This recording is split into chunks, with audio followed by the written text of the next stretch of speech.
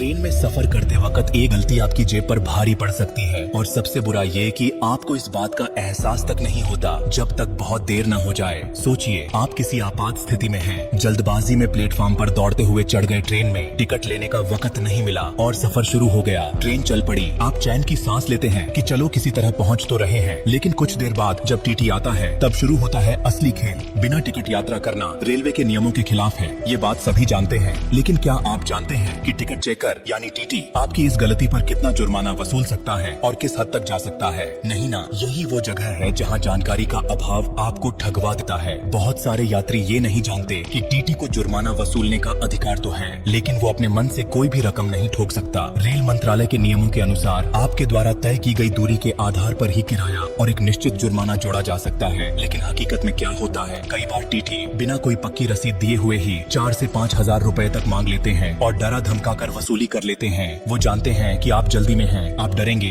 आप झगड़ा नहीं करना चाहेंगे और सबसे बड़ी बात, आप नियमों को नहीं जानते। इसी अज्ञानता का फायदा उठाया जाता है। अब सोचिए, एक आदमी जो मजबूरी में ट्रेन पकड़ता है, उसके पास कैश भी कम होता है और टिकट का समय भी नहीं मिलता, वो कैसे बिना बात के हजारों की रकम दे? और सबसे खतरनाक बात तो ये होती है कि वो रसीद तक नहीं लेते, क्योंकि उन्हें लगता है कि कहीं झंझट और न बढ़ जाए। लेकिन अब जमाना बदल रहा है और आपको भी बदलना होगा। नियमों के अनुसार अगर आपने बिना टिकट यात्रा की है तो आपसे अधिकतम उस दूरी का किराया लिया जा सकता है जो आपने तय की है, साथ में एक तय सीमा तक का जुर्माना, वो भी पूरी तरह से रसीद के साथ। अगर कोई टीटी आपसे मनमानी रकम वसूलने की कोशिश करे तो आप तुरंत रेलवे हेल्पलाइन पर शिकायत कर सकते हैं या स्टेशन मास्टर से संपर्क कर सकते हैं। इसके अलावा IRCTC और रेलवे की ऑफिशियल वेबसाइट या ऐप के जरिए भी शिकायत दर्ज की जा सकती है। इस तरह की घटनाएं सिर्फ डर या अज्ञानता की वजह से नहीं होती, बल्कि इसलिए भी होती है क्योंकि हमें लगता है कि चलो जाने दो, क्या लड़ाई करें। लेकिन यही सोच आने वाले कई और लोगों को इसी जाल में फंसने देती है। अगर आपने आज आवाज नहीं उठाई तो कल कोई और आपकी ही तरह ठगा जाएगा।